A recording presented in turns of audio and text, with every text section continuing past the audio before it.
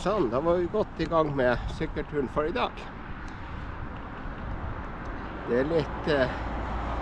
blir nok litt regn på denne turen, så